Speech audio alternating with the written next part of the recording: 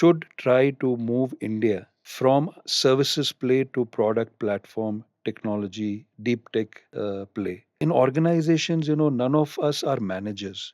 The leader needs to have done that job. Major IT players, their DNA is set on body shopping, it's on headcount and on cost arbitrage. So if you look at all the major IT players right now, so they are all opening up centers in another low cost geography. Where will I get more cheaper people? Many a times, based on my experience, what I've seen is everybody's focus or approach is narrow. Having a mentor is very, very important. The real game is before the game starts. Mhm. I've always believed that people are your greatest asset, but people are your greatest risk also. An institution's value is based on how difficult is it to get into that institution. If you see in Maharashtra, like the engineering aspirants, their first choice is Vishwakarma Hmm. Institutes. Gautam told me about Vishwakarma College, this 1 year internship kind of thing. So I felt really it's a very good because the internship period of 3 months or 6 months really doesn't make any sense. They're fearless, right? They would just walk into your cabin and ask questions, right? Like before, it never used to happen, right? They have to go to their manager, they had to ask certain stuff. Now, a person who's joined 6 months just directly walks into the cabin and says, "Okay, this is not happening. This is not working. This is not the way it is." Like Gen Zs are fearless, Yeah, and again we see the average age of the faculties is around 40-45. yeah. Hmm. So there is a huge generation gap to understand the Gen Yes. Zs and their nature. The alumni help us in that. Like we call out the immediately past alumni Hmm. who passed in last 5 years, 6 years. Okay, for the interaction. So we have a very good concept here that the Saturday Club. So you cannot work smart when you are a fool. So smart work is construed as working lesser number of hours, and hard work is construed as working longer number of Yeah. hours. If a smart worker works hard, then he's going to leave everybody behind in dust. Not that Elon Musk is dumb and he has to work 16, 20 hours every day so Yeah. that he can do so much. I would say it's a difficult question, right? To think about it, some of them are really serious in terms of what they want to do. It they'll do whatever it takes, right? They're going to spend more time to kind of. People with the right attitude, they can achieve numbers also, whether it is on the technology side or on techno business side. How can employees leverage corporate hierarchies to identify and seize opportunities? As a leader, you will always remember this person for Sure. various reasons because it's been proactive Sure. in that. They are very good at experimenting and trying new things. Actually, this communication is a life skill. Typically, if you move into the customer facing roles, right, Mhm. the sales aspect of it, the visibility is higher. People who bring money into the coffers of the company Yeah. are any day going to be at the top. Now you are going to put us in the trouble. Career ladders or lattices? Lattices. Hey, welcome everyone to Titans Talk, another episode with Titans Talk season 2. So here, we're going to talk about, what are corporate hierarchies and how should people kind of navigate around corporate hierarchies, especially young students who come into the industry or, young professionals who are not aware of the entire corporate hierarchy tend to, naively go around the whole corporate system and then end up burning their fingers without the knowledge of how it works.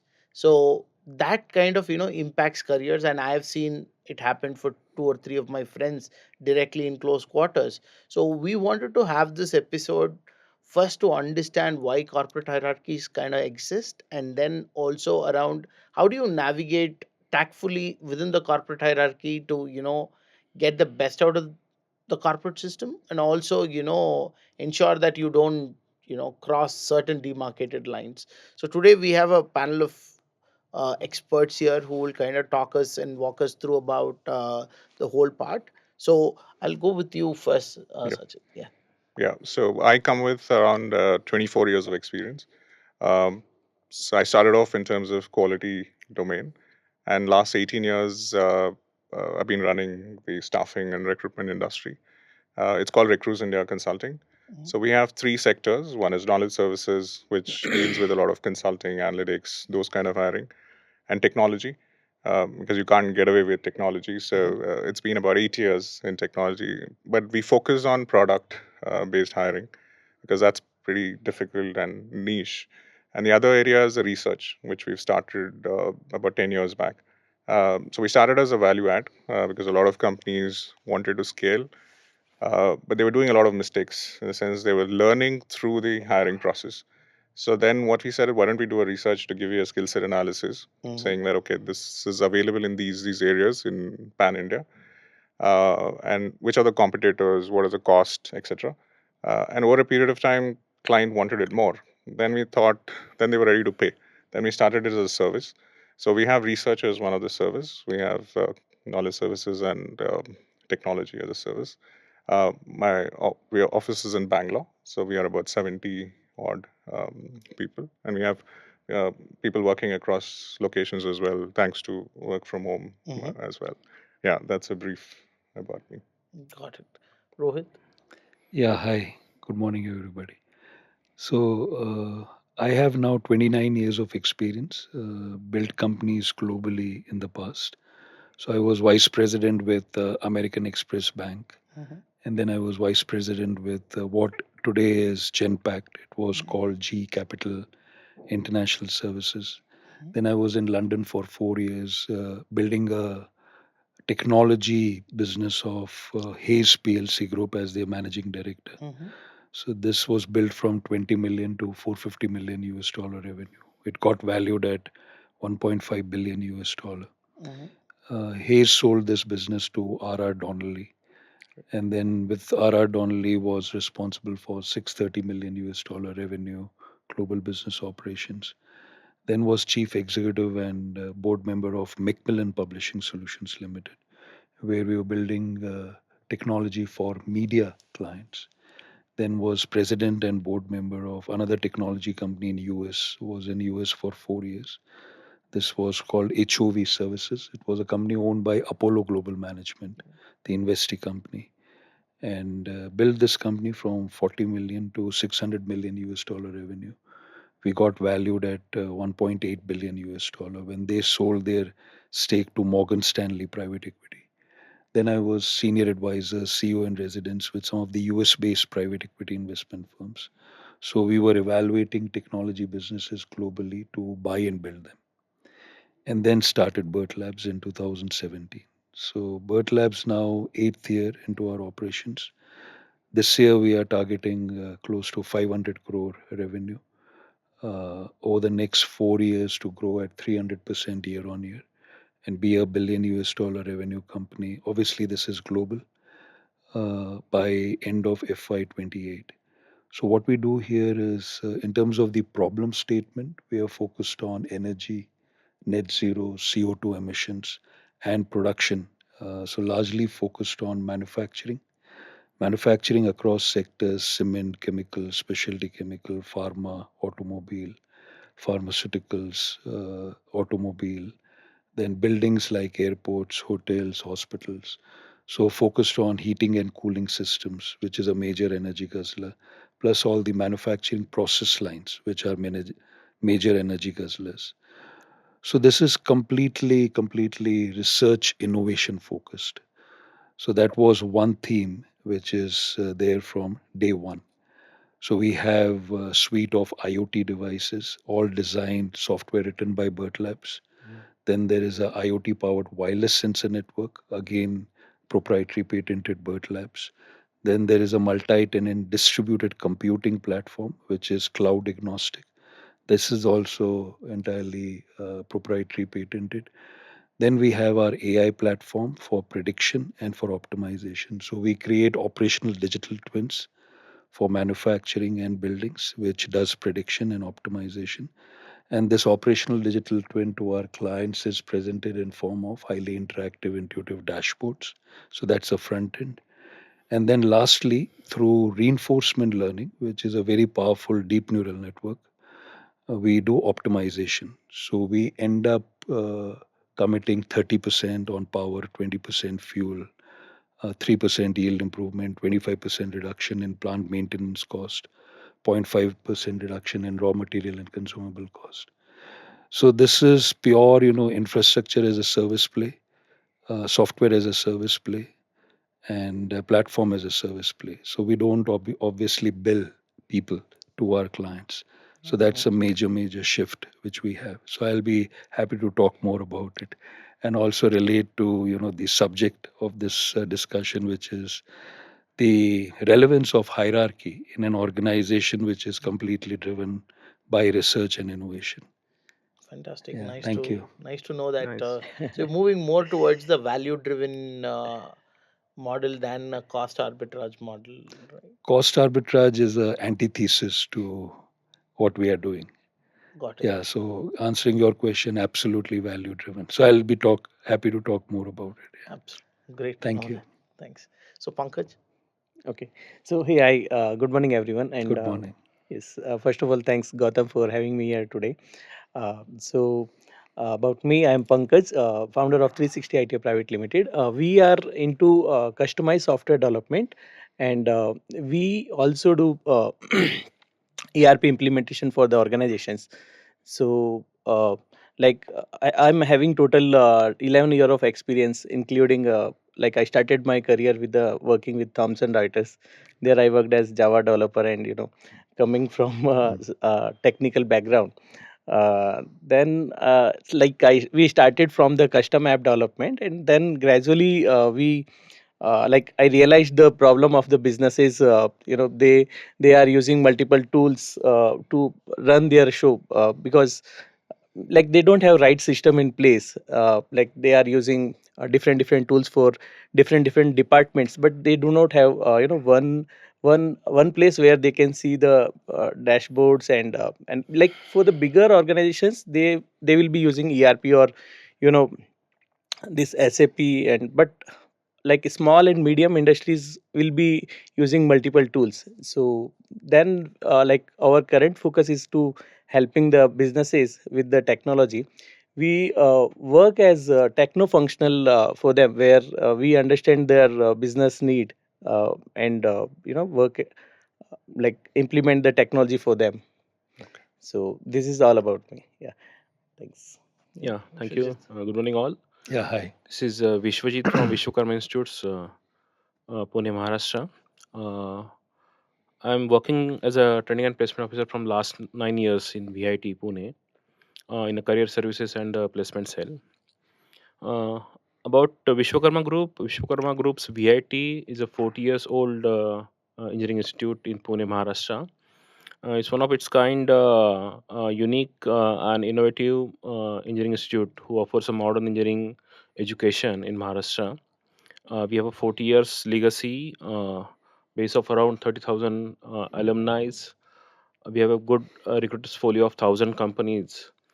From last 20 years, we have associated with 400 plus corporates, uh, with respect to COEs, establishing their research labs on our campus, MOUs, interacting or exchanging students for internships, for placements and all. Uh, yeah, thank you. Cool. Thanks, everyone. So I just wanted to, kind of go over this. Okay. So although I considered this as common knowledge for a very long time, and like everybody should be knowing it when they're coming in, but then I realized that it is not that much of a common knowledge that corporate hierarchies exist. First, people don't know what's the role of a director, what's the role of a HR director, what's the role of a VP versus an EVP versus an AVP. So it is very kind of a gray area, and people just go on with it, and they have not never been exposed to corporate hierarchies. But say in college it's professor, lecturer, professor, and then HOD, and then you have your dean. So that's how it kind of works out. But then people are not very open, kind of exposed to this, so wanted to talk about that. So that is a whole thing. So I would like to start with you, Rohit. Uh, for the sake of all the people who are watching, can you explain why corporate hierarchies exist, and what is the reason, and what is a corporate hierarchy at a whole? So obviously, when you are building something, if you start at home also, we as parents, obviously we start a family, and organically, the hierarchy forms. Uh, Same as for any organization, any sector, anywhere in the world. The hierarchy formation is very, very organic and natural. Now, at the same time, how do we ensure that the end objective or the purpose of why the organization exists that gets empowered?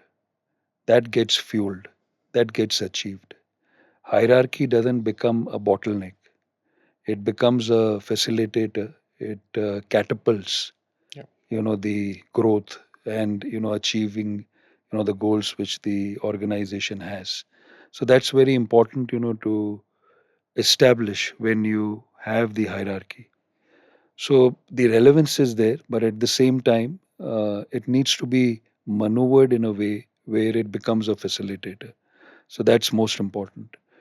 In a research and innovation driven company like ours, uh, a research engineer at Bert Maximus, which is our IoT devices platform, or a research engineer in Bert Optimus, which is our AI platform, they are contributing directly to the top line. They are contributing directly to the bottom line. Now, they, from a contribution and outcome standpoint, the alignment with the organization, they are equally important to a HR head, or probably more. They are, equally important to a CFO, or probably more. So, how do we maintain that balance between the role, which somebody who is directly involved in building a product, which is going and solving a problem for the end client, and people who are support functions, and people who are line managers who are not directly coding, who are not directly designing, who are not directly architecting. So this balance is very important for a deep tech AI research and innovation driven company. So that's what we do all the time.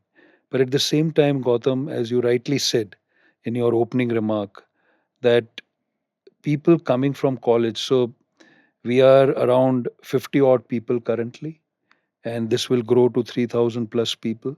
Obviously, we don't bill people, so we are not dependent on the number of people we hire. So they are 90% is 20, early 20, mid 20, late 20. They genuinely don't understand what hierarchy is. They genuinely don't understand, the corporate structure is, and respecting that. But now this is good also, and this is not so good also. Because good because they have the environment to express themselves. They don't feel constrained that somebody is looking over their shoulders. This is their company. Express yourself. But at the same time, this needs to be constrained as and when it is needed. So that's where the balance is, and therefore from the induction stage where the training happens, where the realization is made that this is the structure, this is where you sit, but at the same time, a culture is created where you can express yourself here well, and they exactly know what their line is in terms of communication, in terms of their conduct, etc. Plus, corporate hierarchy is needed, to have this vertical growth for the organization. Because from a research engineer, it needs to go to a senior research engineer, a lead research engineer, a senior lead research engineer, a principal architect, and then the vice president. Or, few super performers, they are also having, skip level promotions. So this also needs to be there in the environment so that people are inspired to do outcome driven work. People are inspired, to be aligned with the value system so that they move up, the corporate hierarchy. So in nutshell, we need to have corporate hierarchy, but at the same time balance it out with what promotes innovation, what promotes, end outcome in terms of the products which they are building, and at the same time there is a respect for everybody senior in the organization, and they also have a role to play. Got it. A follow-up question, Yeah. Rohit. So nowadays, when you look at it, right, when you look at it, uh, because of the margin pressures, there used to be people who were just people managers in the system.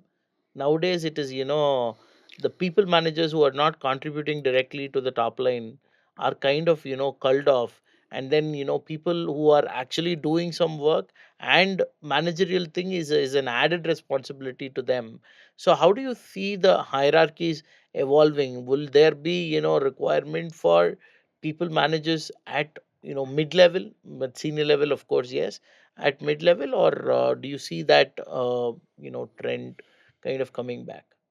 So can I take liberty of two things, Gautam? Sure. One is not where my IT services hat of the past, Uh-huh. but where of the research and innovation product platform driven company of today.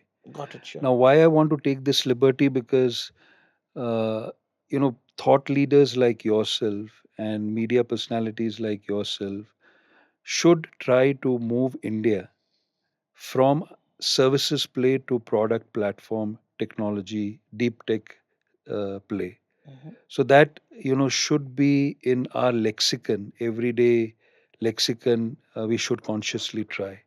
So I will be talking more from the perspective of deep tech, innovation, product platform play. Second is in organizations, none of us are managers, because nobody is a coordinator. Managers, they administer, they coordinate. All of us are leaders. Now the difference here is that all of us within an organization need to be problem solvers. So these are the two liberties I will take, Gautam, in this discussion. So answering your question, the line leaders are important, are super critical. So that will not never go. But the line leaders should ensure that there is a balance between they spending their time on innovation, this meaning hands-on design, hands-on architecture, hands-on coding. So to all the line leaders within Bert Labs, what we ensure is that anywhere between 50% to 80% of the time, depending on where we are in the several client programs, or where we are when it comes to the product vision, the execution of it, they spend time doing hands-on work, and the remaining work, they inspiring, they spending time with people they are leading. So corporate hierarchy, answering your question, is there and will continue to be there, because leadership is important. Leadership, bringing in the inspiration with people is important, and you earn respect only when you know what a embedded system designer goes through when he or she works on a software where the PCB board is designed, or you are a Java developer, you were a Java developer. So what a Java developer or a JavaScript developer or a Python developer goes through. So the leader needs to have done that job. The leader needs to do that job today also, and that's how you earn the respect. So it's business. I've always believed that it is very simple if you keep it simple in your mind and in your execution. And over here, all leaders across all levels need to do. I today, because this has been my brainchild. So if I talk for myself here, I today, still across, the platform which we have, I discuss logic. I discuss the architecture with all these technology groups, so that, I earn the respect. It's not I am the founder, I am the chairperson, so I should earn the respect. No, I have to be with them to talk to them their language. So I discuss, whether we should choose Angular or React. I discuss whether we should choose Python or R when it comes to programming language. So this way, every technology stack, framework, programming language, I discuss with them. So that's how, as a CEO also, as part of the hierarchy, you earn respect. So the relevance of hierarchy is there today, and it will be there anytime in the future also. Perfect. So I also personally want our industry, India as a whole, to move to more value driven and tech driven thing. But then, you see the reason I asked you is that major IT players, their DNA is set on body shopping. It's on headcount, okay, and on cost arbitrage. So if you look at all the major IT players right now, so they are all opening up centers in another low cost geography. So they are not. It's not like India is becoming expensive. GCCs are coming here. The talent is costly. They're not finding ways to see how I can move my company into a value driven company. Where will I get more cheaper people in Southeast Asia? Move to Indonesia. Move to Malaysia. Move to Thailand. So or else move to Africa, Kenya. So that is their thought process. So their thought process is about finding where I can get more bodies for lower price, so that I can continue to operate in the same model. And with that said, and I also observe a recent trend that, as you say, there were pure line managers whose job was just to manage people. Now, when you say, right, line managers as a role exists, but 50 to 80% of it is still contributing to the top line, right? So that is where I see that, and that's the reason I asked you that question. Sure, sure. Got it. So kind of, going over to Pankaj, right? Pankaj, can you, kind of help me, how understanding corporate hierarchies will benefit new employees in navigating their career? So, like in like from my perspective, corporate hierarchy is the tool to create a organization which function and work, in a healthy way where there is no double reporting, or there is no dependency over dependencies. Okay, for a small so this corporate hierarchy, if employee understand, he will know like to whom to make a better relationship, and to whom to approach, like. So this corporate hierarchy defines accountability and authority, like proper roles and responsibility. So if any new employee understand that, actually, so then he can do better in his job. Okay, so kind of questioning you on that, right? So I see a couple of trends. One is people, especially in the HR world, right? It happens. I've seen it a lot. The founder thinks the organization is growing, and then does not know what to do. Need things that he needs an HR. Then goes out to the market, finds some 3 to 5 years experience HR who has done, say, let's say, the HRBP part or only the TA part, and then brings that person and puts them in the organization, gives them a manager or a senior manager designation, and expects them to be a superstar and do everything in the organization. And we end up interacting with those people. Yeah. So so and oftentimes, sometimes you find great leaders in that. There have been great leaders developed out of that, but majority of the times, you find people who are, wearing shoes bigger than that they can fit in, and then, kind of scampering their way through that. So how do you think that hierarchy would work? Do you think there you should have somebody as a consultant kind of mapped there in between in the hierarchy, or how do you think that should work? So it, like, first of all, as I will say, whenever we, even for our company, if we are looking for any candidate, so job description has to be defined very well. And few things are visible, and few things are like, we need to look for his characteristics, like what exactly kind of personality, what all experience and skill set we are looking for. So if that part is not done well, then definitely we have to struggle with the person, and end up with the doing his job also by ourselves. Got it. So for me, especially if I tell you, right, for me, I was naively ignorant, but also, good in the early part of my career. I just used to bump into a lot of people and continue talking.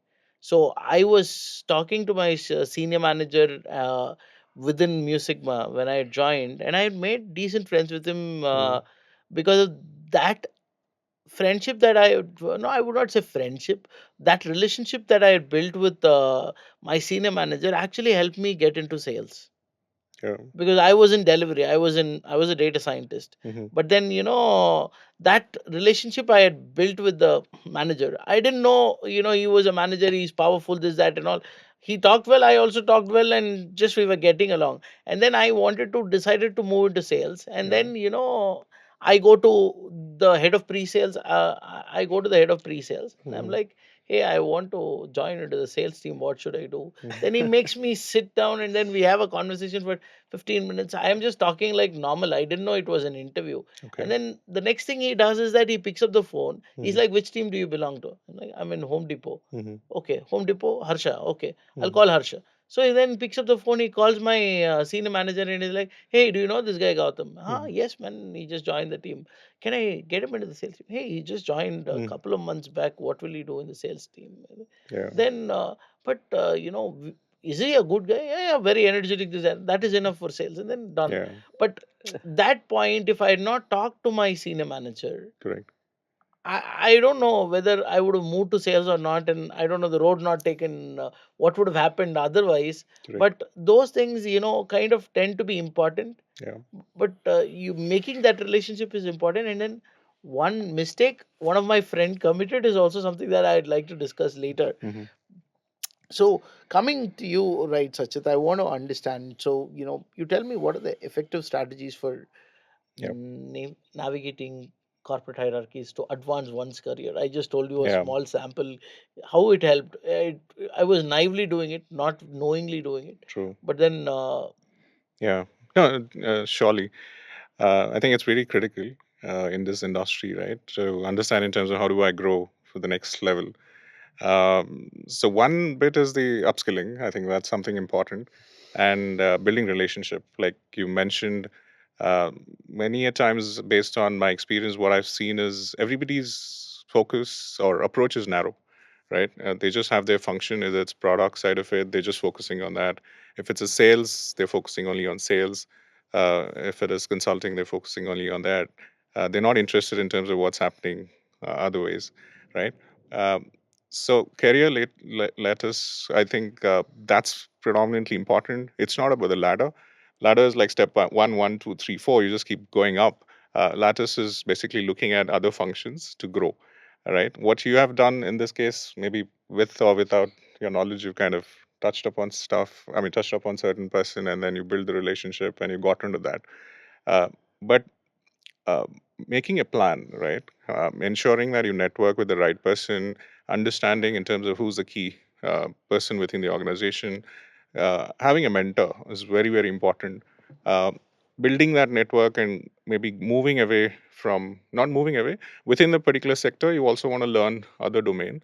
Uh, it's basically a T model, what I believe in, right? T model is you kind of go up and then you also diversify in terms of left and right, which is another industry as well. And the entire learning that you will have throughout, it's going to give you a good exposure to become a management aspect of things. So one would be the upskilling that I would definitely emphasize. Second would be the networking aspect within your managers, within the other functions, ability, and then the understanding a company objective. That's predominantly very important. What is that the company is looking at? All right. If you're able to align your goals to that, it gets easier for you to grow. I think that's the strategy I'll adopt, the simple aspect of it. These three are critical things that I can think of. so when you say networking with the right people, it is very often difficult to identify who are the right people. It's Yeah. just, basically you just network with everybody you come across, and then you don't know which one would pay you dividends, Yeah. and then it kind of ends up paying you dividends. And I was jokingly telling my senior manager back then in 2012. So what I was an entry level data scientist in Music and Home Depot, and then I moved to the sales team. Yeah. At sales team, they gave me a designation called sales ambassador. And then what happened is the sales ambassador reported directly to the head of sales. Yeah. Head of sales reported directly to the CEO. Yeah. Whereas my senior manager was reporting to the head of delivery. Okay. Head of delivery was reporting into. So I came one level closer to my CEO than my senior manager who had referred Yeah. me. Yeah. And also one good thing was that because I moved into sales, Yeah. you got in touch with all the who's who of the entire company. Correct. And so Dheeraj used to introduce us to the clients who are visiting Musicma. Hey, this is my team. Yeah.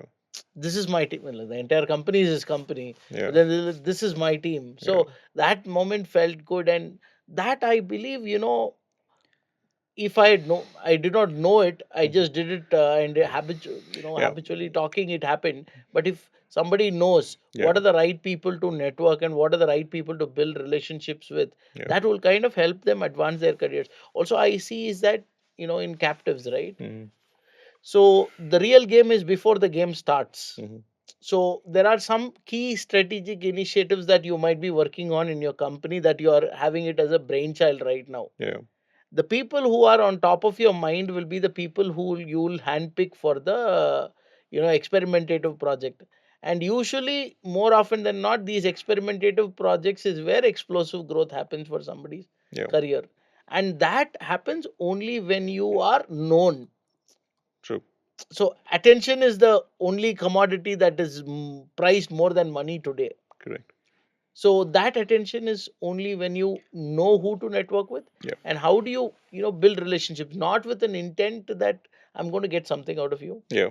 but being genuine and building a relationship does matter, is what. Yeah. And yeah, obviously, if I had gone through the data scientist route, I don't know, probably by now I would have become somebody, Yeah. at a director level or something. But then, because of this whole thing, it kind of, helped me propel my career very fast True. compared to others. True. Gautam, if you would allow Sure, me, sure, please. would like to share our thoughts on navigating, corporate hierarchy. Mm-hmm. So let me just compliment on what both of you said. So how do we establish a completely merit and performance driven organization? That becomes very, very Oh, yeah. critical. Where, the element of human bias is minimum. True. It is very difficult to accomplish, and it's not never a destination, it's a journey. But this is what, the end objective needs to be. So, your performance management system, your reward and recognition system, Yeah. an environment where the superstars know that they are superstars and rest of the organization know that they are superstars. They need to be treated differently. True. Then the next level, the very clear path for the next level in terms of they becoming superstar or they aspire to become superstar. So this environment where merit and performance is what should be driven is what will help organically people to navigate through corporate hierarchy. Mm-hmm. So relationship building many times is construed as sycophancy, and that's where the human bias comes in, and that's where the complications they come in. So how do we you obviously build a relationship, but I've seen in the tech world, especially in the deep tech world, where people are geeks, people are not temperamentally attuned to Yeah. build relationships, do networking. Now you can't discredit them because they are built that way. And you try whatever you want to do Agree. with them. Beyond a point, they'll not be able to change. Now they shouldn't be discredited when it comes to promoting them. True. So relationship building, yes, it is important, and not to disturb the apple cart is important, but at the same time just have an organization which is merit and performance driven. Got it. Yeah. Interestingly, so when I was interviewing Saibed's SVP for this, right, Hmm. for my book, Data's Destiny, so Okay. he mentioned he has a complete, a product built around people management, Hmm. where he says, so he was, we met in Pune. So where he was telling very clearly ki, a guy from Pune or Mumbai would be very, very, extroverted, and he'll talk a lot, Hmm. and he'd be a great fit for, a project manager, business analyst kind of Hmm. a role. Hmm. But then there will be a guy from Sangli Mhm. Hmm. who will be, who will not talk to anybody, Yeah. but he'll be a fantastic programmer. Yeah. So our organization should be structured in such a way that, even the programmer from Sangli who does not talk Yeah. Yes. has a clear way forward. Yes. And it cannot be all the way that, only extroverted people who talk to Sure. others, get their way around. But my question is that fantastic that they had built a product like that, Hmm. and you're talking about, people having their own career path structured. Sure. But how difficult is it to have or build such a system within an organization? How do you identify what are the key things that you look at?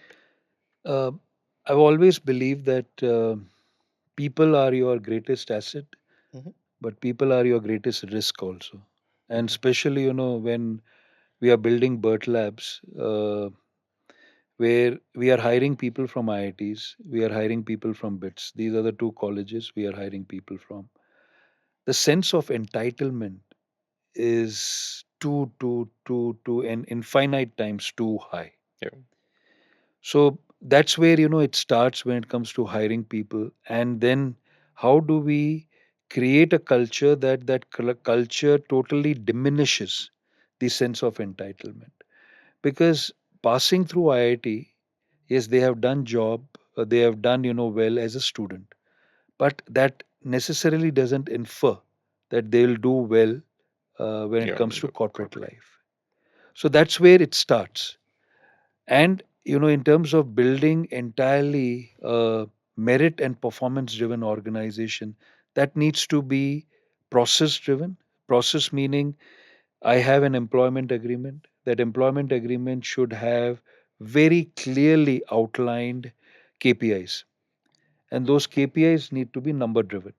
Yeah. Even for HR leaders, for program management leaders, for even a research engineer, how do we have a KPI which is number driven?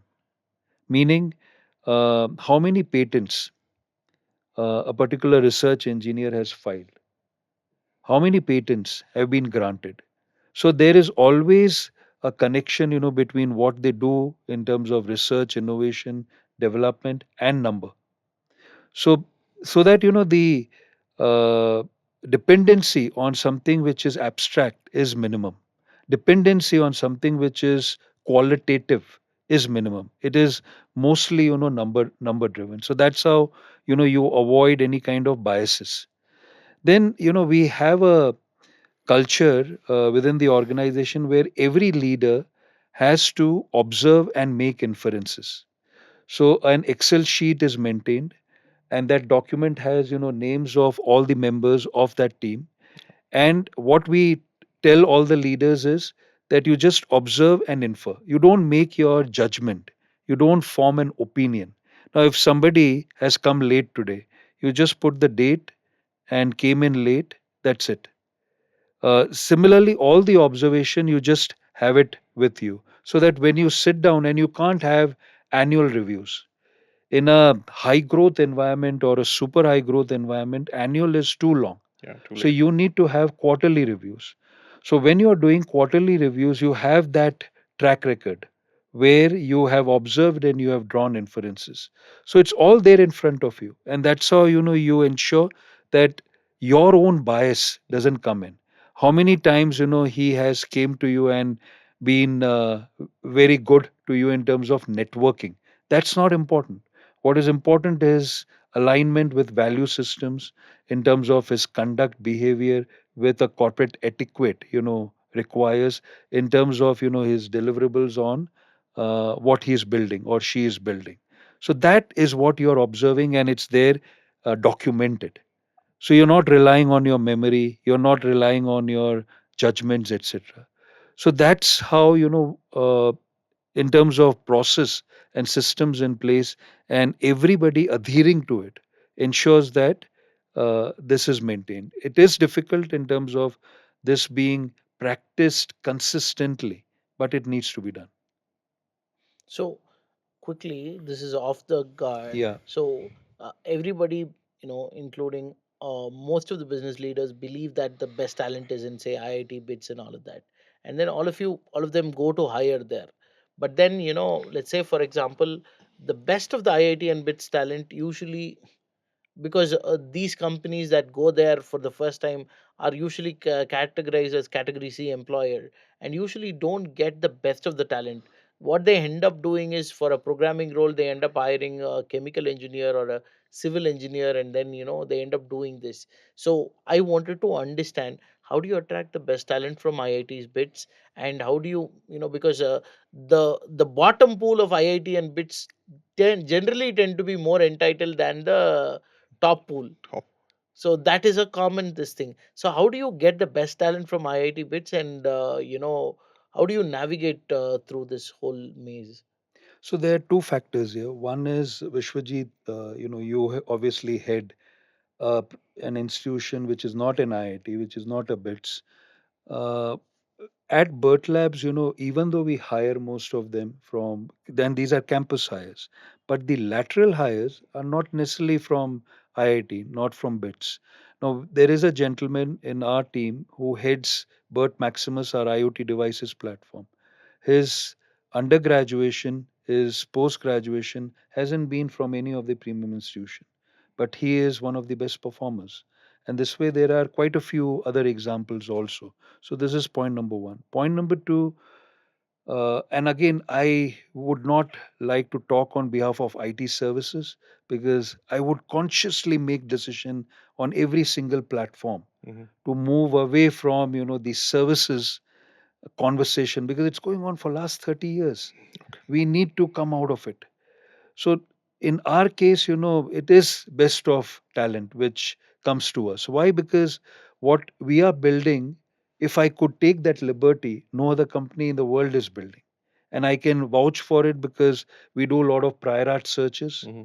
as part of our patent filing. And we also, go to several leading companies across sectors globally. So we know which company is doing what. Even, the likes of Siemens and Honeywell and Schneider Electric. So when a talent in IIT or a BITS, they come to know about what we are doing, they get super excited. Now, on your second point, a chemical engineer or a mechanical engineer or a civil engineer doing a software development work. Now, that is omnipresent. Now, why it is okay for us to hire a chemical engineer? Because in their 4 years, their core chemical engineering, they don't study.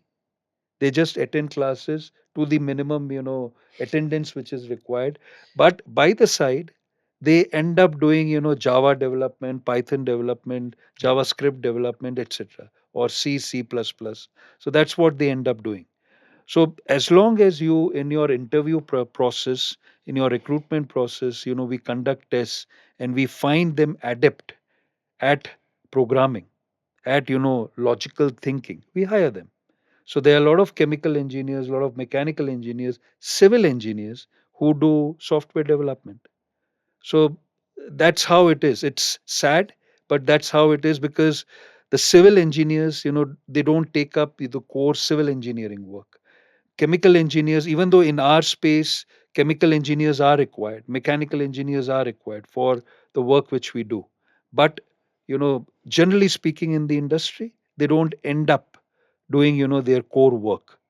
But this is how, the in India as a country, we need to build that avenue where chemical engineering, civil engineering, mechanical engineering also get, their core work, which some people they want. I have interviewed so many people. So people are extremely interested in the intersection of software and hardware, but they don't get that kind of a job. So they end up doing computer sciences development, which they don't want to do because an Infosys ends up hiring them, and they are incompatible, so they move on to do something else. So at the end of the day, one, it's not a bad idea to hire a chemical engineer or a mechanical engineer for a core software as long as the organization finds merit in what they have done during those 4 years, the corporate internship they have done, the projects, the fourth year project which they have done, and aligned with the job description what we have. Got it. So again, so Sachit and both of you, Yeah. so how I see colleges or institutions is more like a recruitment consulting firm Hmm. that does the basic filtration. So you cannot go around entire India finding who is the best in technology. You cannot go around interviewing or screening every person. So in an institution generally does the an institution's value is based on how difficult is it to get into that institution.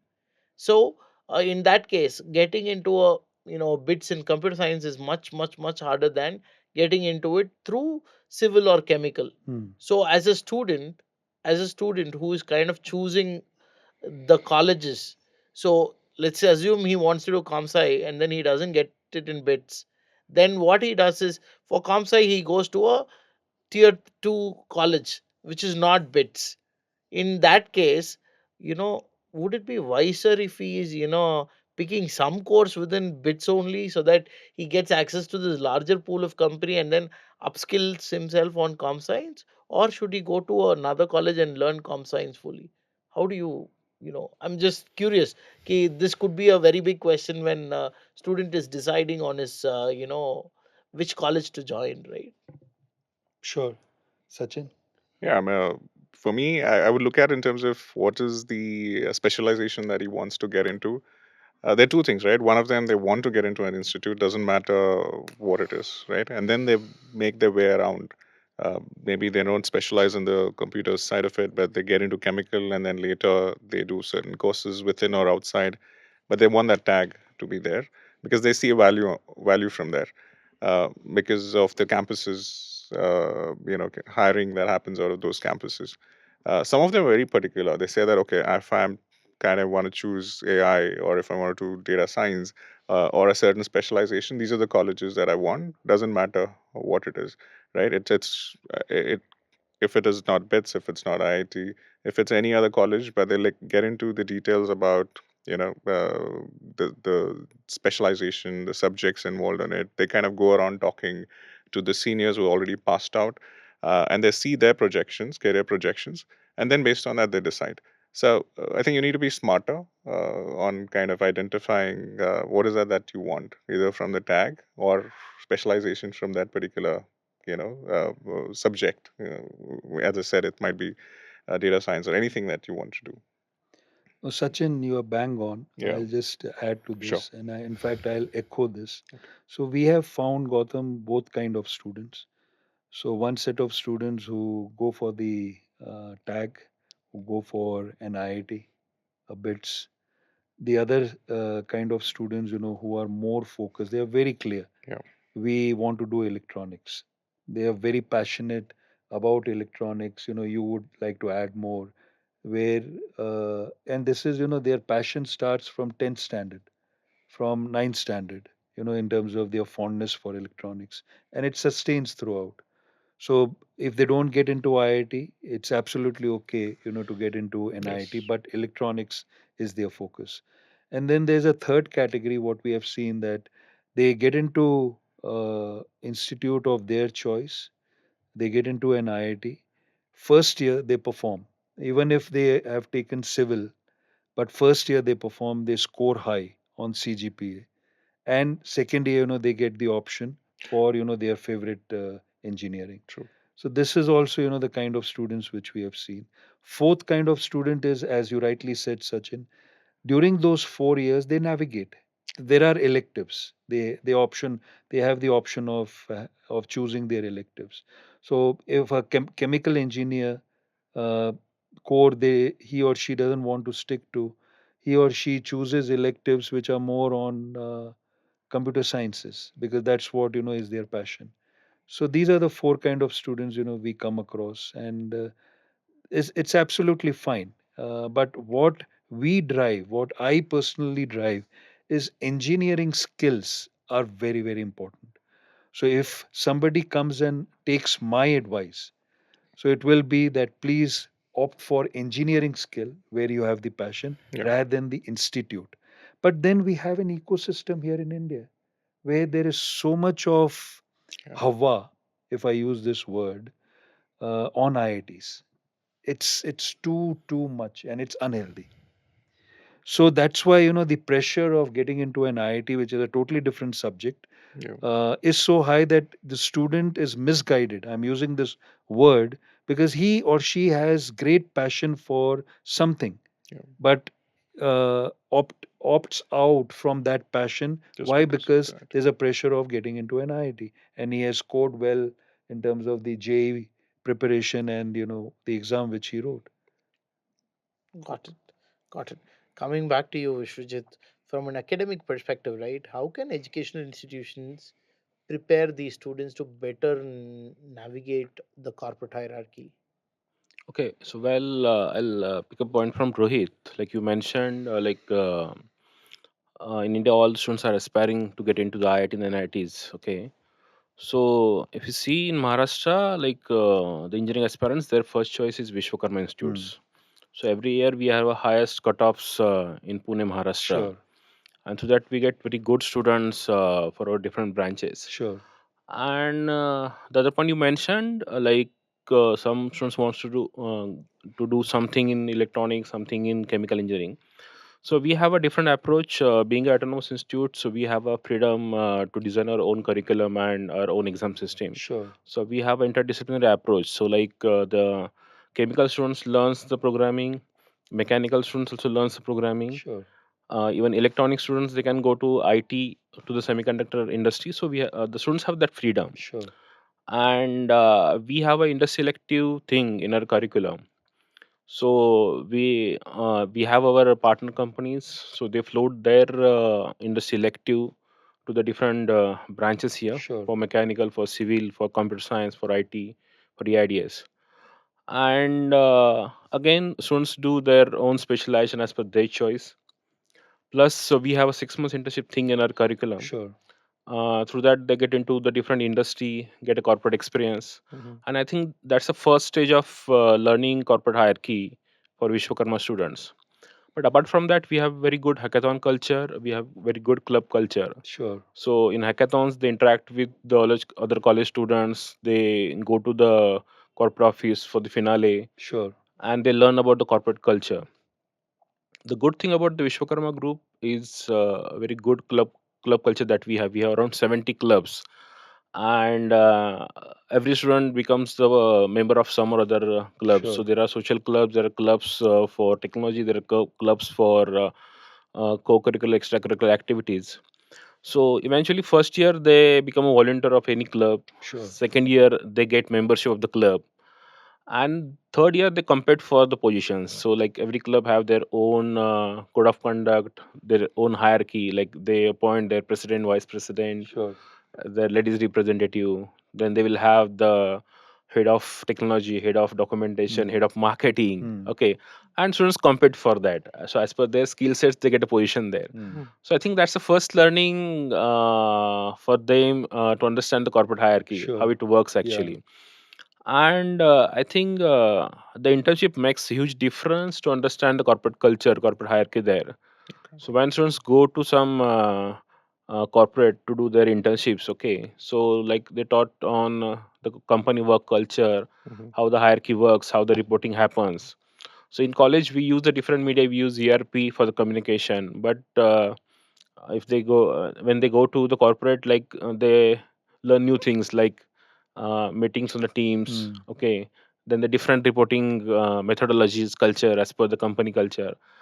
So we see a huge difference in their personality, their confidence, their technical skills, and so in that way we teach our students about the corporate hierarchy. Sure. So that helps them to grow in their career, in their corporate next corporate life. Okay. Sure. Yeah. So I would like to just contribute here, and I'm sure Vishwajit, you would love to hear, from the corporate side in terms Yes. of what our experiences have been. Would love to, learn more about how you as an institute are preparing your students for corporate life. But from where, whether it's the IT services ecosystem where I come from, or now, the deep tech product platform ecosystem I'm in currently, employability factor is abysmally poor. I'll be very, very, very honest here. We have to work together, Vishwajit, to Definitely. improve, the employability factor. Now, what does that mean? Now, I don't know for what reason. Uh, One way of saying is I don't know for what reason. The other way, we know what are the reasons. Students, they come with a impression that this is a 8 to 9 hours job Mhm. every day. Now, we enlighten them at the time of interview that this is not a 48 hours a week job. We have so much work because we are building everything from scratch. Everything is research and innovation driven. We are building the market ecosystem because AI and manufacturing is as good as nil. Yeah. So building market ecosystem, number one. Number two, building everything from scratch. Number three, innovation. We can't finish our job in 48 hours, howsoever smart you are. And if I can make a provocative statement here, it's a stupid argument today going on, smart smart work versus hard work. Mhm. Why I say stupid? Because all of us here have basic intellect. Now, we whether we work, first hour or 16th hour, we are expected to put in smart work. But 8 hours doesn't finish the job. There is so much to do in our country. This is a first world studio. All of us felt when we were there in the lane outside of this building, there's a third world lane. Now there is so much of work we have to do. Yeah. Now, how can we finish all this in 8 hours of job, 48 hours a week? So, students coming from institutes, whether it is premium or whether it is tier one, they come with an impression that now I'll do my job until 6 p.m., 7 p.m., go home, relax, etc. But we tell them over here, this is not the case. Now, please decide whether you want to join Bert Labs or not. So, this is one area where we would like to work with institutes and train them that why this is needed, why fundamentally this is needed for you, for us as a team, and for our country. So, this is point number one. Point number two, there is zero understanding, even though they go through internship, corporate internship, even though you have those clubs and those clubs also have a hierarchy.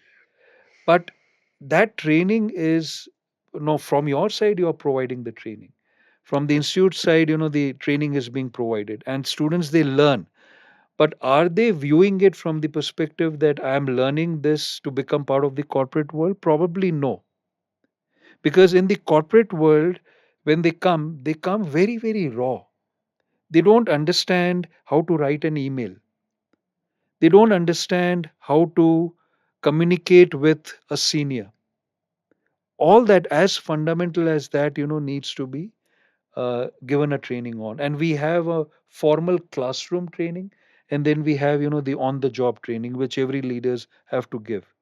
So the employability factor very poor, and all of us, whether it's your organization, whether it's the institute, whether it's the corporate world, need to work together. And I genuinely uh, make a plea here that we should be doing it. It's too little, and too less, which is currently happening. But we have to do it. It's urgently required. And we would be reaching out to you soon, and we would be reaching out to all the institutes for us to, one, be part of, the institute where we help them understand in their third year, in their fourth year, take those classroom classes while they are in college, and then have specific programs where they appreciate this, and we don't have to train them on these basic corporate etiquette because there is a time and there is a cost factor. So, adding to that, Yeah, right, really, the differentiating or the leading trailblazing institutions are already doing it, but they're doing it in small silos, which has to be sure, brought to light. sure, So, what usually, as in what I've observed, is that in the second year, they give an industry elective. sure, In the industry elective is basically, a technology that you're working. What you do is you prepare the, the high level overview, and then the academician kind of prepares it in an academic way. That way it can be structured within the academic constraints. sure, And then, you go once or twice and then you visit and you teach them, and the rest of the time the faculty that has come to your place and got trained kind of, takes over that paper. sure, So once that elective is done, the person is kind of pre-vet, sure, and the person is going to take it only if he is interested genuinely. sure, Then there is a center of excellence. These are for companies that have, every year requirement and need specialized talent and not getting it. So they set up a center of excellence. Sure. In the center of excellence, you will have a lot of projects or R&D that you would want to do, Sure. but because of the bandwidth or the constraint, you may not be Hmm. doing everything. Sure. So you usually give it to that center of excellence, and the students who are already a little wet on your technology come Sure. in there and work during or after college. So Sure. they develop those industry projects, but never, it will not be at the grade at which you do it in house, but Sure. it still be a prototype that you can test it out. Yeah. So then this happens throughout the third year. Hmm. And then once in the fourth year, there is a year-long internship. Hmm. So they come to your company at a stipend. Sure. So when they come to your company at a stipend, and then they work for a year. Sure. So one thing with freshers is stickiness. Sure. So they Absolutely. they run away very fast for smaller amount. But Sure. here the student is there with you for a year because he has to get his academic course completion. Sure. So once that is done, so by the time he completes fourth year, Hmm. he's as good as 1.5 years experience guy, Sure. and then you hire him at a fresher's price. Yeah. Yeah. So this is an entire marination process before you actually get him into the ecosystem. Hmm. So Sure. these are things that colleges today that are forthcoming. I work with Vishwakarma Hmm. not just because of Okay. that, but a lot of colleges are not doing this, but Vishwakarma is doing it right now. Sure. And this way, do you think this is a better way to handle the employability factor? No, this is one of the brilliant Yeah. execution items, which more and more institutions should be doing.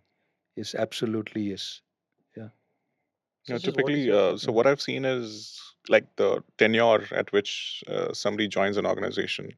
Uh, they take into an account that this person is not going to be productive till 18 months, Uh-huh. right? Considering that this person is going to join, 6 months is going to be on probation, another 18 months. So typically, they take into factor that 2 years, I'm not going to get anything out of it, right? That's because they're going to train, they're going to, the technologies which you mentioned, they need to kind of conduct certain certifications, everything.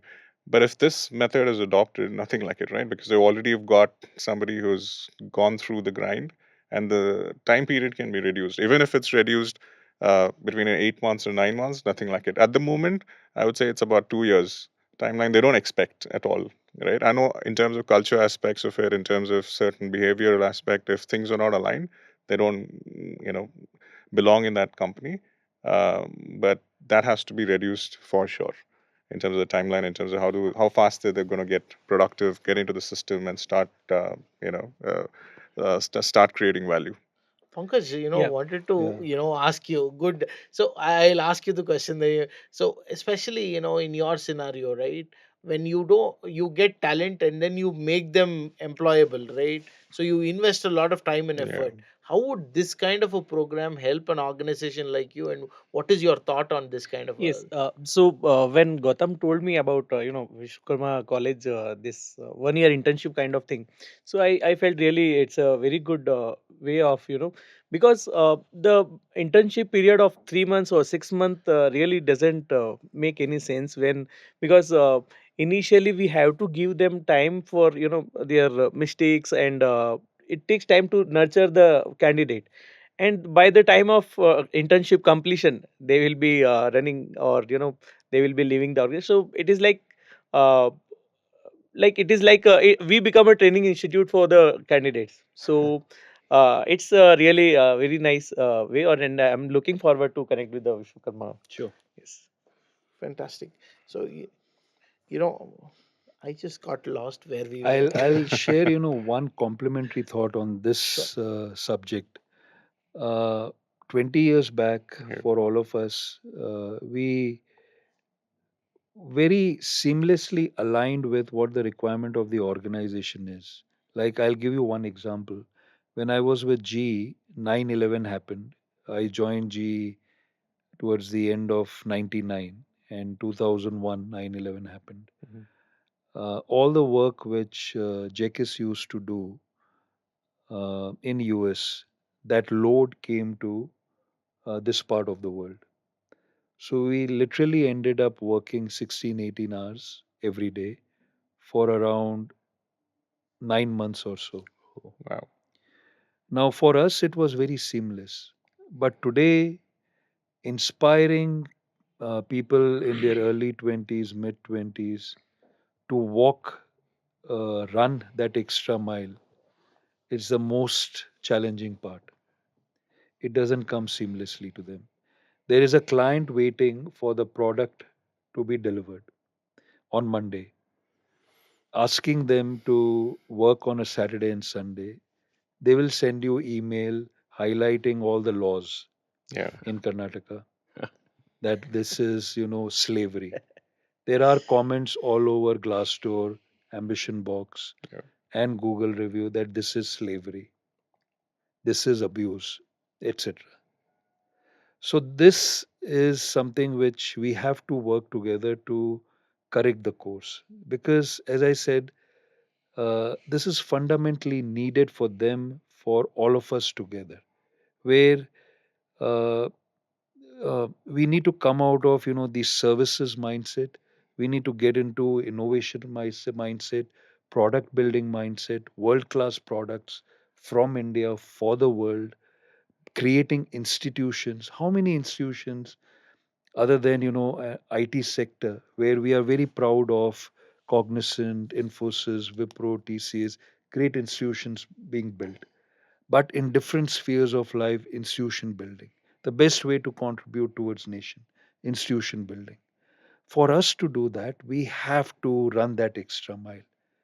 So that also needs to be part of what needs to be imbibed by the students when they are in their third year, fourth year. How do we do this? I mean, is it a Gen Z problem? Absolutely. Because I think it Absolutely. works both ways, right? I have a lot of them in my team, and I've Yeah. seen in terms of clients, they're fearless, right? They would just walk into your cabin and ask questions, right? Like before, it never used to happen, right? They have to go to their manager, they had to ask certain stuff. Now, a person who's joined 6 months just directly walks into the cabin and says, "Okay, this is not happening. This is not working. This is not the way it is." Right? And then when am I getting promoted? 8 months down this system, they want a promotion, and 2 years or 1 year down hike. So everything is fast, right? They Yeah. want, it's like Swiggy, it's like Zomato. Everything is coming so fast. They expect the career also to kind of Yeah. enhance that 10 fast. minutes delivery. Things needs to be so fast. I, I also face that problem, Sure. but we don't know in terms of where it started. How do we kind of uh, Sure. manage that? And it's happening across, not Sure. just from the organization standpoint, in terms of the other bits as well. Sure.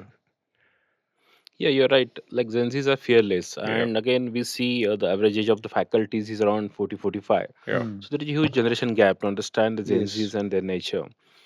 The alumni help us in that. Like we call out the immediately past alumni Hmm. who passed in last 5 years, 6 years, okay, for the interaction. So we have a very good concept here that the Saturday Club. Hmm.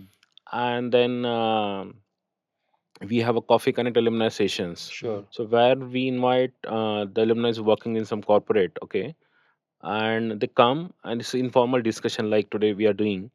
So they tell their journey to the existing students, Hmm. okay. They just describe their journey from the college, then from first job, the current job. And again, there is a question and answer session, so where the students just ask the different questions to them, like about the salary, about the corporate culture, about the corporate ladder, Yeah. about the career growth and all, about the on-site opportunities. Then we do panel discussion of the alumni and the industry experts in the Saturday Club activity. Sure. So where all come together, they do their panel discussion in front of the students, Hmm. and they interact freely. So students have a freedom to ask questions, maybe personal questions, Hmm. questions about their career, about the technology. Yeah. And then we do mock interviews with the panelists, so Sure. one-to-one mock interviews. So there students get to clear about their skill set. They know where they are actually, where they should be. They Hmm. know, got to know about the benchmark, industry benchmark. Sure. And in that way we train our students, Hmm. though they're fearless, they just don't care about Yeah. the career. They're not very much serious about that. but Sure. we have a certain way, Mhm. okay, to take them to the final destination. So we have assessment system where every year we conduct assessment tests from the third party, Yeah. and we show them the mirror, like this, these are your skill sets, Sure. just don't go by your CGPA, but Yeah. these are your actual skill sets. Sure. I need to improve, so we give them a training plan, improvement plan, learning plan for the next 6 months. So of course we use different tools there. We use LinkedIn Learning pathway there, we use Coursera, we use Udemy. Sure. So these are the platforms where you we assign the specific learning pathway for the set of students, Sure. and they complete the learning pathway. They learn the new technologies there, new courses there. Industry projects and the COEs. That's very important thing here in students' life. So they get to interact with the industry leaders, Mm. industry experts Mm. in their technology of interest. Okay, so they closely work with on the industry project for 6 months, for 1 year, Okay. and there they start thinking about their career. Sure. Then they of course try to find out the internship of their own interest. They get into that, Okay. and then from there their career starts. Yeah. So in this way we nurture, we train our students to the Sure. corporate life. Makes sense. Yeah. More Of power to course, you. like like engineering is a professional course, so 90% students want to get into the job. Yeah. Okay, Yeah. but there are 10% students who, like the students with artistic Mm. mindset, Mm. or like they have Creative. the different avenues to do. Of course, they find out their own way. For example, the famous classical singer Mahesh Kale is a VIT alumni. Okay. Then he did his career in the singing, so he's very Wow. famous singer across India. So we have many students who got into the civil services, become IS, IPS. Sure. They find their own way. Yeah. Sure. And again, hundreds of students doing the entrepreneurship. They are running their own businesses. Mhm. Mm. For example, you must have heard about the Chitale Bandhu Mithai Wale. Yeah. That's a Yeah. Yeah. famous business group in Yeah. Maharashtra. Yeah. And Indranil Chitale, the Mhm. current CEO, is a VIT alumni. Oh. Okay. Yeah. So, of course, we have different avenues to Mm. nurture students. If anyone wants to do the entrepreneurship, so we have a ED cell where they get to interact with the entrepreneurs. They get a Mm. training on entrepreneurial skills there. We have a incubation center where Yeah. they can uh, sharpen their skills on the entrepreneurship. Sure. Yeah. Sure. So this is the Yeah. way That's interesting. we train and groom our students. Very good. Mm. Great. And adding to your point on that smart work versus hard work, Mm. right? So I see on the smart work versus hard work, I see two things happening. Mm. One is that only when you work hard, Mm. you become a master at that skill. Mm. Then only you can work smart. Yeah. So you cannot work smart when you are a fool. I mean, True. So when you don't know anything, you're technically a fool in that subject. And when you are not, master at it, how can you Mm. work smart at it? So smart work is construed as working lesser number of hours, and hard work is construed as working longer number of Yeah. hours. Yeah. So how you work hard, you get good at that subject, then you can do it in 2 hours what somebody will do it in 12 hours. Absolutely. So that is how you become smart. Absolutely. And then what happens is after becoming smart, there are two ways that you can choose. Mm. You can continue to complete your work in 2 hours and then while away the rest of the 6 hours Yeah. and continue to be a smart worker, Mm. but soon you'll be left in dust. Yeah. Compared to a guy who's smart, who can do 10 hours of work in 2 hours, Mm. imagine he works 8 hours, Mm. he's completing 1 week's work in a day. Absolutely. So, and you are competing against that person. Absolutely. If a smart worker works hard, then he's going to leave everybody behind in dust. Absolutely. Not that Elon Musk is is dumb and he has to work 16 20 hours every day so Yeah. that he can do so much, Yeah. but he wants to do a lot, and with that smartness he's able to do a lot of these things. Yeah. And also in from an early career perspective, especially for students, right, the strides you make early on in the race will be there with you for longer time. If you look at any race for that matter, or any 100-meter dash, or yeah. your relay race, the person who takes the lead first usually is the person who ends up winning. Absolutely. Yeah.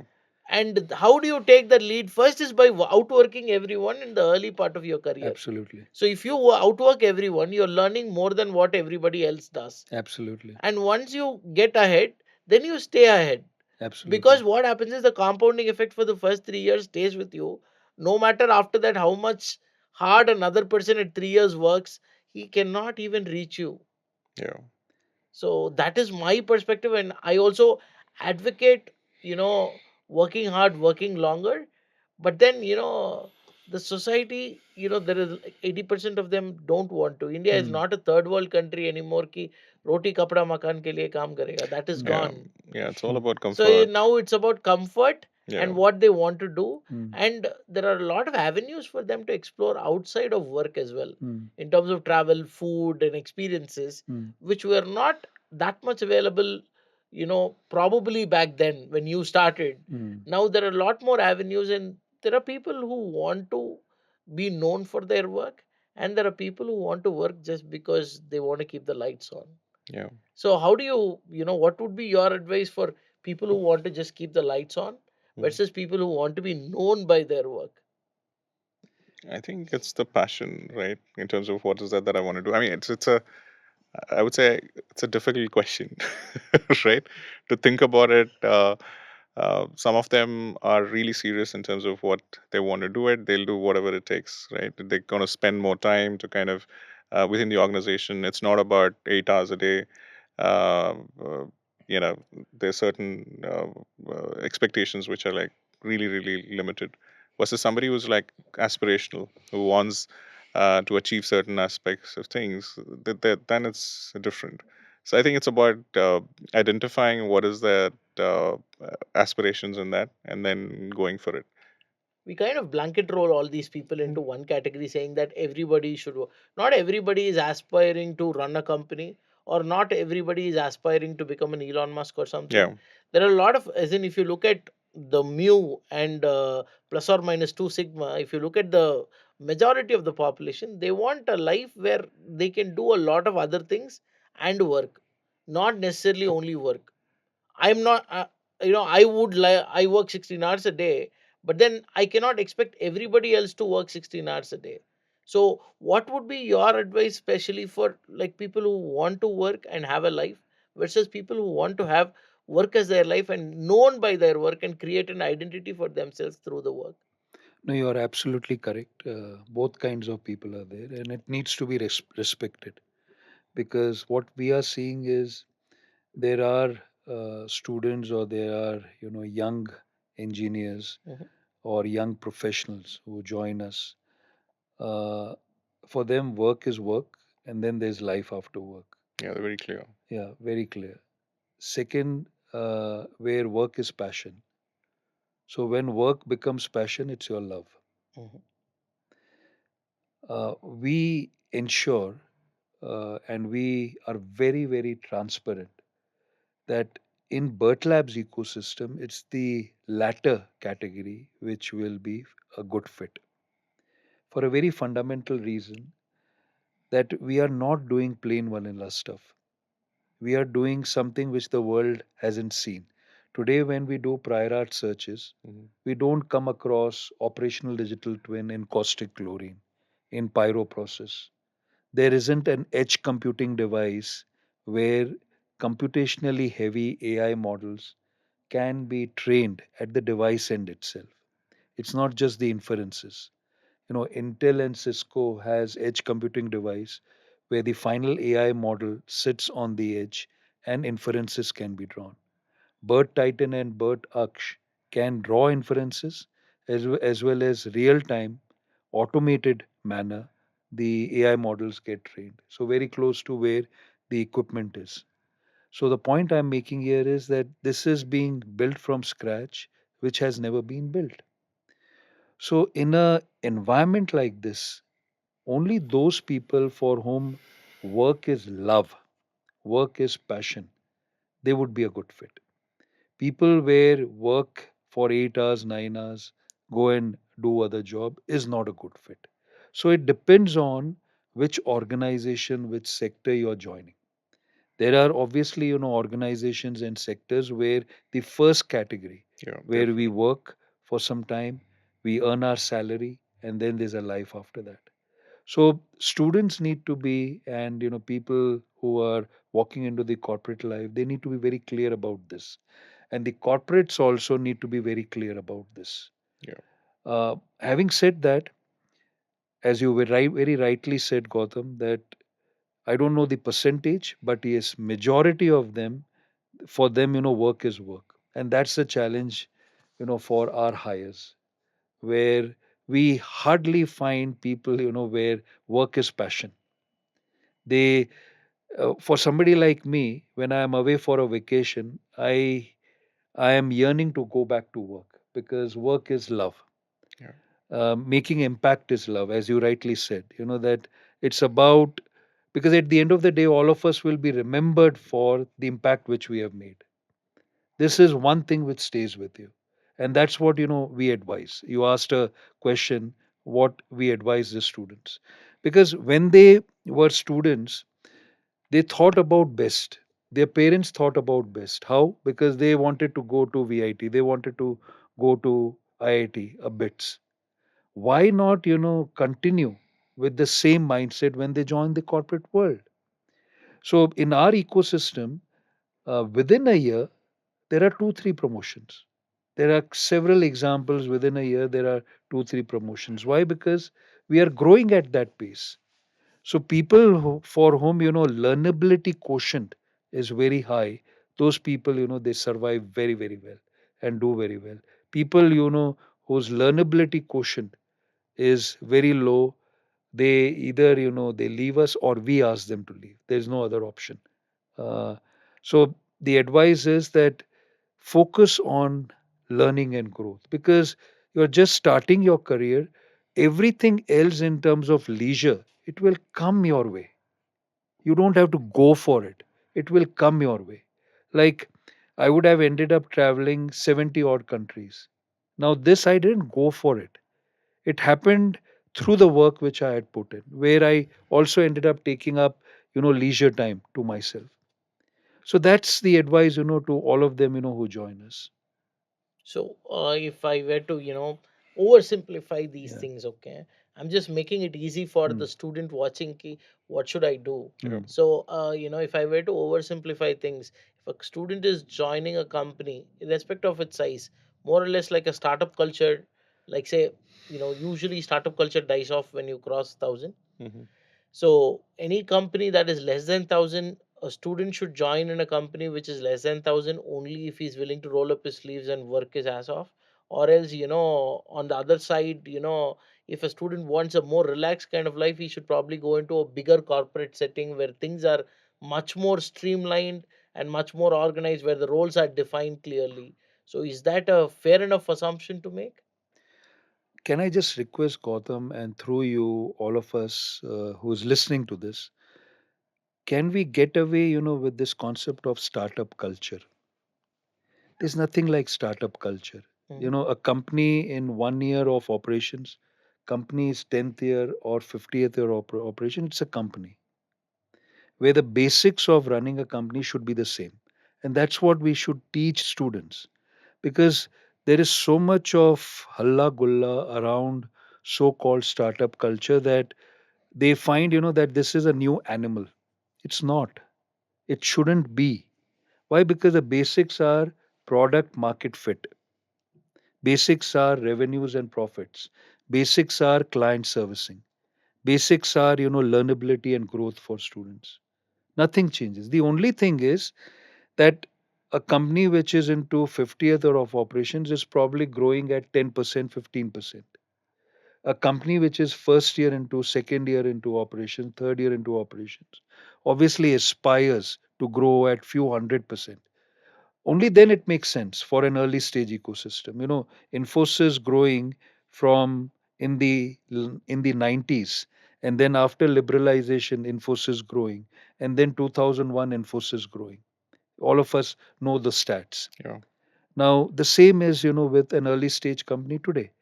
So we call early stage company. We don't use the word startup, because around startup there is a whole ecosystem which has been built, which is which is fine, but it is also sending wrong messages to people coming from the engineering colleges. Got it. Got it. So now I want to, move over to Pankaj. So, Pankaj, coming back, right? Coming back to the script where we were, what are the common challenges employees face within corporate hierarchies and how can they overcome them? Okay. So I believe if SOPs and clear role is not defined well, then and if employee is like fresher or new, so he will be hesitating to approaching or telling. So I feel that this might be the challenges. So communication gap can be one of the challenge. Um, and like not defining clear or lot of approvals require for small things or so this can be one of the another challenge. So to like what can be the solution is if we define clear cut um, like SOPs and as Rohit sir said like uh, performance management should be in the right like right place, then that can be a good solution. Got it. Coming back to you, right, Rohit? How can organization ensure that these hierarchies don't hinder progress of these people? So, as I said earlier, also human biases. Uh, how do we have systems and procedures? How do we have performance management system? How do we have reward and recognition system? How do we have the ecosystem of leadership where what is driven is merit and performance? Merit and performance, not just from a deliverable perspective, but also from a alignment with value systems. That is critical. We at Bert Labs put a lot of emphasis on value systems. Now, there are, quite a few performers within our ecosystem where the alignment towards value systems is much higher compared to their alignment with value systems, their alignment with deliverables. And that's absolutely fine. Why? Because with people with the right attitude, they can achieve numbers also, whether it is on the technology side or on techno business side. So, if you have this kind of ecosystem, you ensure that, whether it is research engineer to lead research engineer or to a CXO, there's no hindrance in terms of all of them, working together. It doesn't become a bottleneck. And then there is transparency, full disclosure, an organization which has this as part of their value systems. So today, me coming here and having this discussion is known to most of the people within Bert Labs. So the information, the data point is disseminated the moment I come to know. So whether it is any activity for the organization, whether it is any client acquisition which we have made, whether it is any investment which we have brought on board, whether it is any new hire which we have done, whether it is any product which we have built, a product for Bert Maximus IoT devices platform built, it is known to Bert Optimus and vice versa. So, a culture of information dissemination, a culture of transparency and full disclosure. So, we have two floors in one of the buildings in JP Nagar Phase 1. When we took, these are rented premises, when we took these premises, the glasses were opaque glasses. The first thing we did is to remove that opaqueness. Where somebody walks into the office, can see, the remotest corner of the office. So the glasses are absolutely transparent. So the culture of absolute transparency and full disclosure. These are some of the things, and practicing this by everybody ensures that, in spite of the hierarchy, it doesn't become a hindrance to the learnability, to the growth, and therefore, the overall performance of the organization. In fact, it's a facilitator because people would aspire to become a lead, people would aspire to become a principal architect, aspire to become a CXO. Got it. Got it. So Sachit, coming back to you, right? How can employees leverage corporate hierarchies to identify and seize opportunities? Yeah, that's a good question, and I think it's important for a fresher to kind of understand in terms of what is the hierarchy. Like for example, they're getting into an organization, they need to first know each hierarchy. What are the jobs that the person will be doing, right? And also, it's important to understand that if I'm a manager, if I'm reporting to a manager, what are the checklist which are there, and would I be able to do that kind of a job, right? Would I have an opportunity to grow and learn that particular skill set? And the other bit is what I talked about is the um, it's not about socializing or networking. It's also understanding in terms of within the organization how I can add value, Sure. right? Because that'll be critical to kind of move up the Sure. value chain as well. I think these are a few things that I would leave Yeah, Sure. thought. I totally second with whatever both of you said, Hmm. Mm. but I still believe that it's the organization's responsibility to ensure that there are no human biases Yeah, and ensure everybody gets an equal shot at it. Absolutely. But it is also equally the responsibility of the employee yeah, or the candidate to ensure that he is known to people and he's at the top of their head. yeah, Because the organizations want to remove that bias doesn't mean that he stops doing his part of letting people know.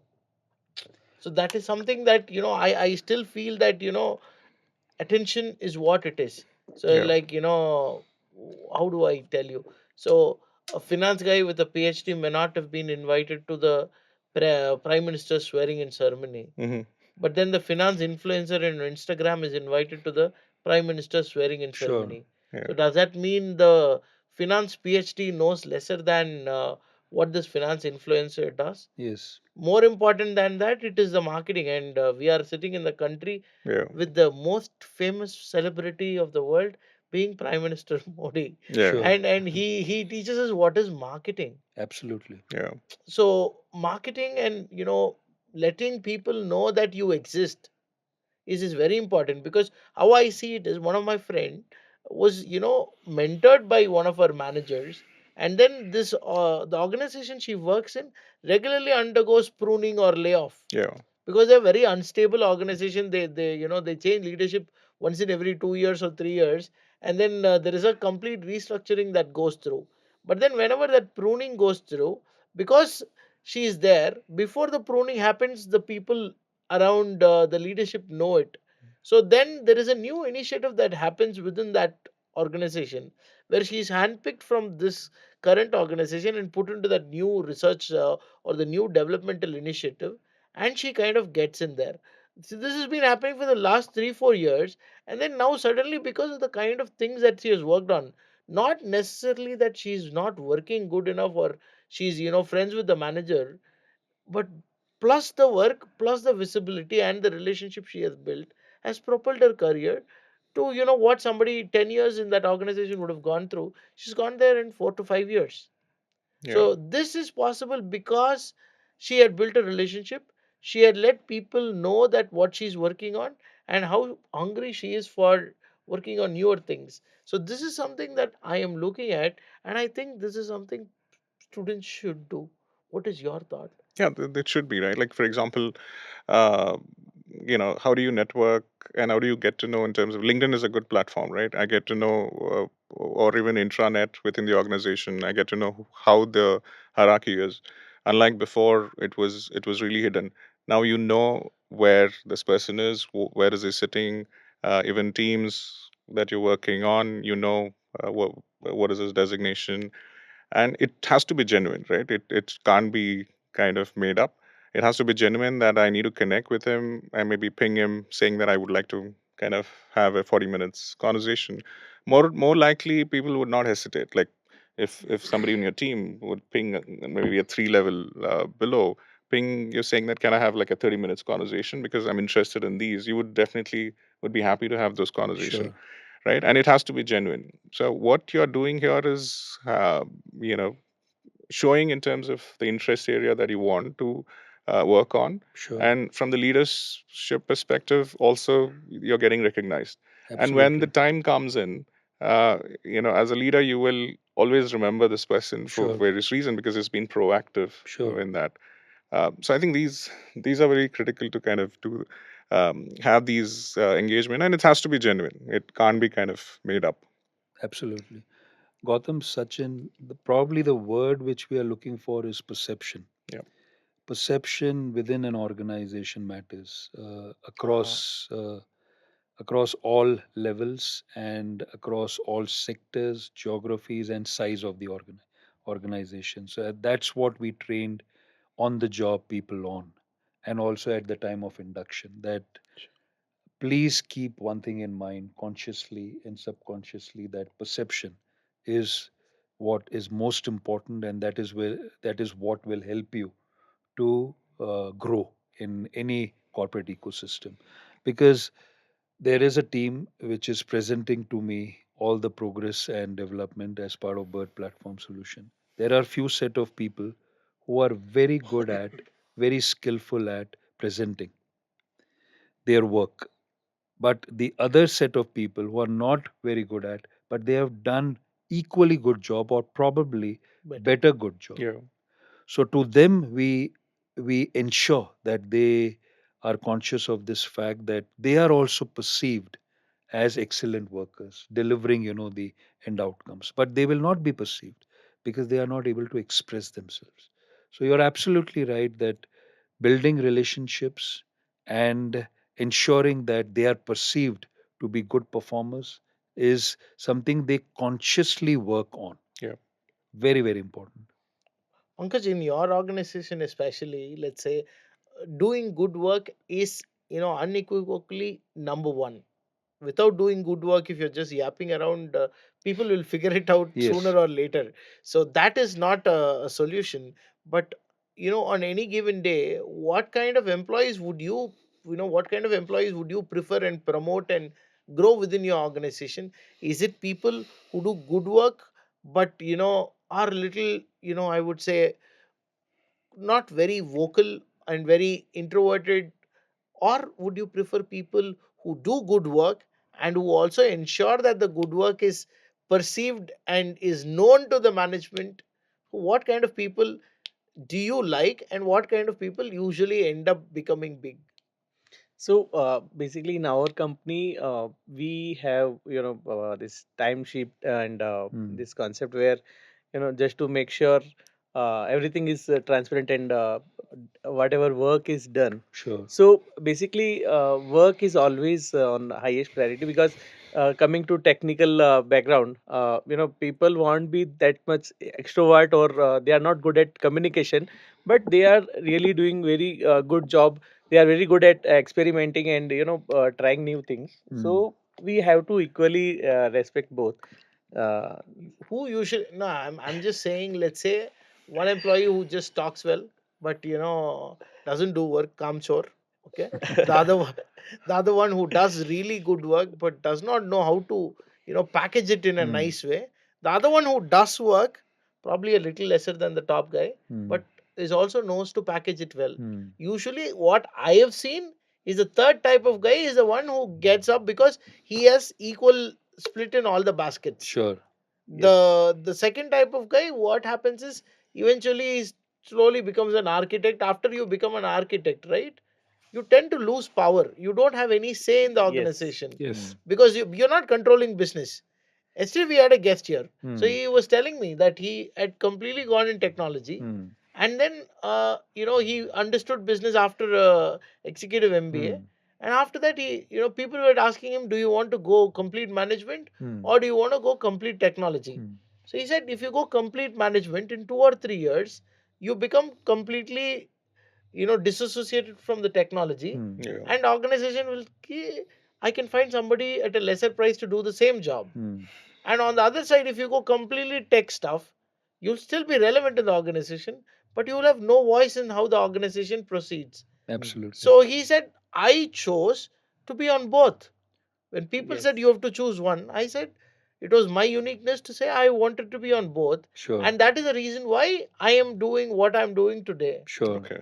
But had I chosen, or tried to fit myself into the construct, I have to pick either one of them, Yeah, I may not have been where I am today. yeah, Yeah. absolutely. So that is what. So my question So is, I would prefer a person with the technical knowledge along with some presentation skills. At least he can present his the work and his so knowledge. it's clear that it's a number type 3 person, right? Yes, yes, It's clear that absolutely. this is a unanimous agreement between all of No, us absolutely. that type 3 person people, when Yeah. I say type 3, I meant both work and communication. That person Yes. usually walks away with the cake most of the places, right?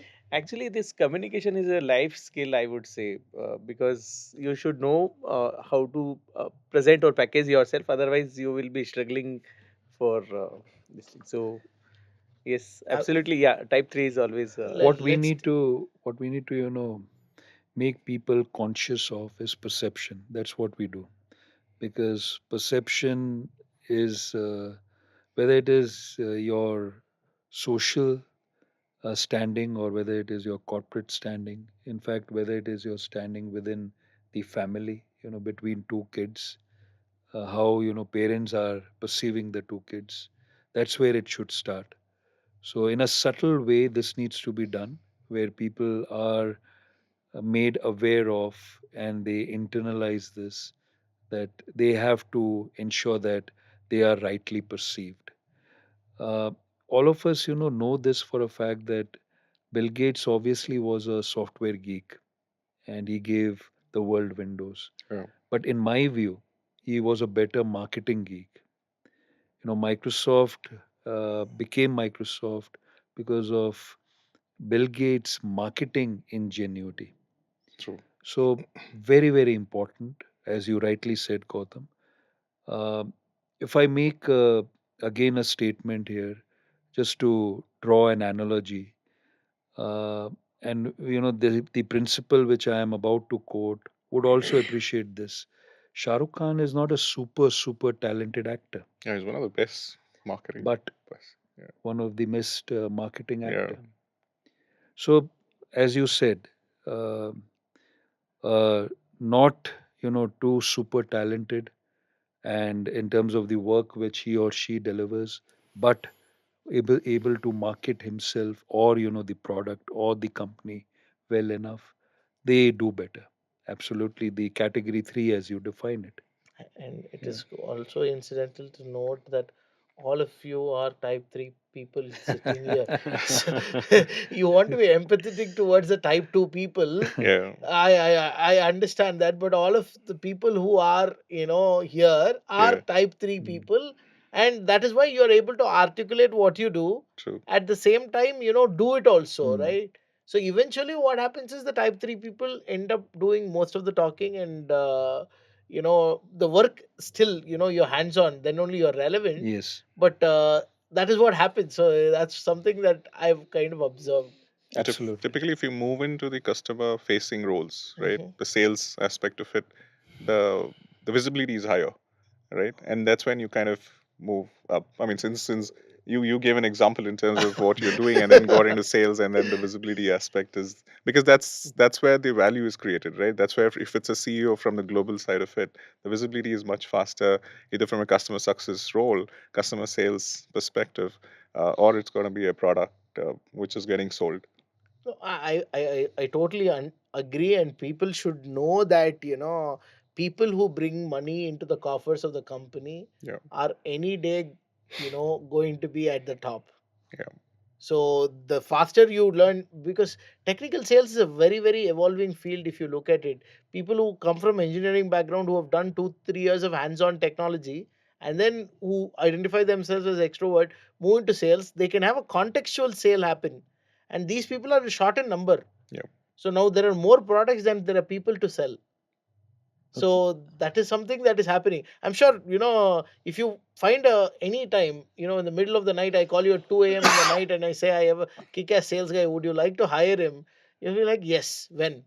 So that is something that is common across all industries that I have observed. True. Now, this brings me to a complementary point. Today, it's the product management led sales completely. pure sales, Yep. the person will be a misfit. Okay. So the point I'm making here is that organization who do well on a sustainable basis are organizations where every role, whether it's a technology role or on the business side role, needs to be techno business or business techno. It needs to be there because the best people to go to your client and sell and talk about your product are people who have built those products. So how do we build those skills within those, researchers and developers is what we are purposefully trying to do at Bert Labs. So the best people to do sales is somebody who has spent few years in doing research, innovation, and building that product because they have understood the problem through the customer lens. So we ensure that every researcher engineer is at the factory, is at the building, is doing complete assessment of the process line of the machines, is spending a lot of time with the operators, plant operators there, and understanding, the problem statement through their lens and bringing it, to the product in terms of bespoking these products and then deploying it at the client side. So they are the best people to go out there to new clients in the same sector and do the same. So I've also observed this, Yeah. and after you've said, when I throw back and and I see that, right? So I was the shortest guy who spent the shortest time as a data scientist, moved Hmm. into Hmm. sales, and all the rest of the team. We had a 15-member team, and Okay. the rest of the team, whoever were a data scientist earlier, Hmm. who worked on client projects and then moved into sales, are today, Yeah. directors of sales or vice Hmm. president of sales, and are successful. Hmm. The people who actually came into sales as Direct sale. individual direct sales people, right? Yeah. They've all switched. They've all moved into marketing, or they've all moved into some PR, this, that, and all. Sure. So usually people who have not done it hands on Yeah. generally tend to be off a little, and are not able to sustain in the long run. So today when I look at my team of people that I worked Hmm. with, we were all Yeah. young sales guys then. Yeah. Mm. So the people whoever out of that 15, whoever are in top today, Hmm. are the people who were data scientists and then moved into sales, Absolutely. True. not Absolutely. people who are came directly into sales. So Absolutely. the technology understanding is a very, very important critical part, I believe. And Absolutely. tech sales, I think there is a lot of demand nowadays, and there is not a lot of supply actually. Whenever I talk to most SaaS Yeah. companies, the things that I find is that they have everything in house. They need sales. Yeah, they need hands-on, like somebody who's been in into the system and then got into the sales, not somebody from another domain because they don't get They don't. understanding is not there, right? Yeah. That's a bit, yeah. There is a lot of demand Yeah. there. Absolutely. This we will cut, but in the limitation of time we have, we'll go directly to the decision dilemmas. We'll skipping all that group discussion thing and all, and going directly. Okay, Sure. Sure. so we'll cut this part. So yeah, so we come to the important part, decision dilemmas, where what we say is, there are two equally good options, Mm. like Now you are going to put us in the trouble. it's all right. As long as one of the option is not your wife, you're not in trouble. So that way, I want to Yes. give you a couple of options, equally good, both good in their own respective ways. But then we want to see which one you pick. Okay. Got it? So I'll start with you, Rohit. So you should we emphasize more on formal titles or role based responsibilities? Role based responsibilities. Promote internally or hire externally for leadership? Promote internally. Flat hierarchies or maintain traditional Flat hierarchy? hierarchy. Invest in leadership training or technical skills? Leadership training. Uh, Transparency or confidentiality in decision making? Transparency. Got it. Cool. So, Pankaj, for you, hierarchical clarity or flexible roles? Uh, Flexible in the role. Yes. Your mic a little closer. Yes. Mike, prioritize team autonomy or strict managerial oversight? Uh, like prioritize skills. Uh-huh. teams. Team autonomy or strict managerial skills? Team management. Team autonomy. Okay. Yes, team anatomy. So develop leaders from within or bring external experts. Within the organization. Individual performance or team achievements, which would you reward? Individual is also important actually. Individual recognition is Yes. important. Centralized decision making or decentralized decision making? For day to day, decentralized, but for the some critical decisions, obvious centralized.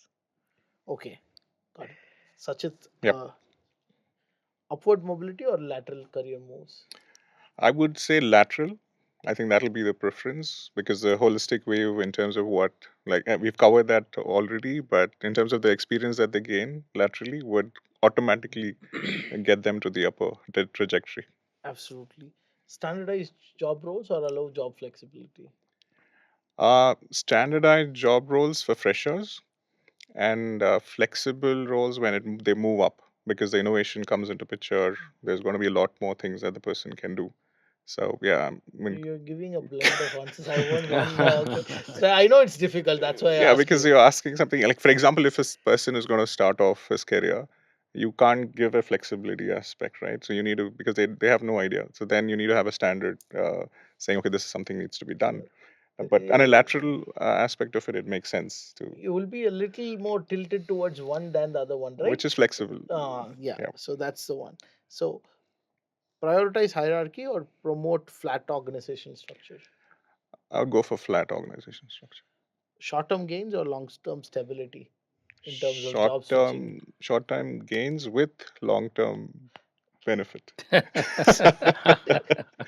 Because if you achieve the short term goals, I mean, end of it. No, no, short term in terms of changing jobs and all of that. Is it Oh, okay, all right. Longevity. I mean, that's pretty important. Long term okay? Career ladders or lattices? lattices. Okay, cool. Vishwajit, I'll come to you. Hierarchical organization or agile environments, which prepare students? Agile environment Encourage specialization or broad based skill? to encourage specializations. Partner with corporate mentors or have academic advisors? Mm, to partner with corporate mentors. Theoretical knowledge or practical application? Practical Easy application one. always. Traditional degrees or professional certificates? Professional certifications. I'm anti certification, but still, I'll go with it. So, cool. It Thank should you be a very blend much. actually. The traditional degree plus certifications.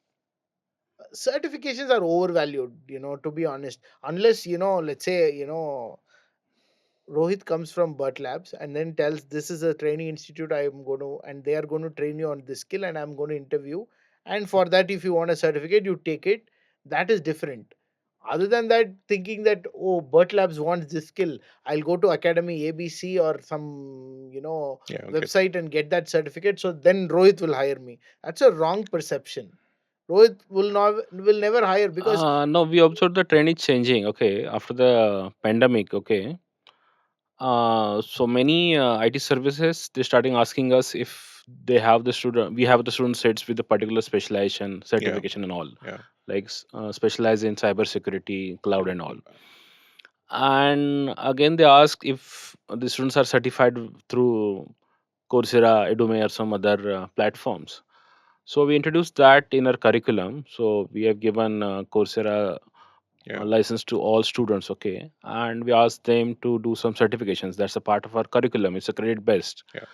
So that's a demand from markets. That's why we are encouraging students to do some specialization. Of course, we are not going away from our fundamental engineering subjects. That is there. Classroom teaching is there, but some way there is a need of the blended learning, classroom teaching plus the online learning, and that we are doing. agreed. But again, if you look at your own statement, you said the IT services company Yeah, because they are predominantly. they are under pressure to hire better equipped person. And it's also billing, right? I mean, for example, there's a client and there's a demand saying they need only those FTs with those certifications. I think that happens with us also since we're in the hiring side of it. Yeah, There's certain and demand. no one wants to train the students after hiring. Okay, like all are expecting like the candidate should be day one billable. So everything they want to complete in their academic cycle itself. So they offer industry Yeah, elective, they offer internships, They ask for some certifications, so the candidates is supposed to complete everything before they Mhm. join the Yeah, company. we've seen that So experience. how I see, really good candidates getting hired is out of GitHub or Yeah, Hacker Rank or something. Ah, The best candidates get there. The candidates who cannot differentiate themselves probably might have to do certifications, but true. I would still say practical application over certification any day, because that's where the industry is headed. Because whenever I hire for my clients, once when you're looking at freshers, then they want to differentiate the freshers from the thousand. Then kind of certification plays a small role, but then once you go into the actual corporate cycle, right, then it's about the work that you do, that kind of task. So coming to the last part, the contributions part, okay, so we all kind of want to ensure that this employability problem is solved, and we can we believe that through academic and industrial collaboration is how we can further this employability and also get better quality employees for our organizations. So I wanted to start off with you, Pankaj.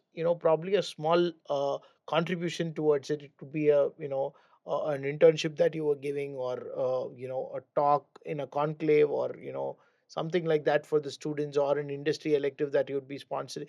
So actually, we are looking for so we can contribute in the term of giving internship for the MCA students or sure, engineering students for our company, where we can train them on the particular technology, and like this way we can contribute.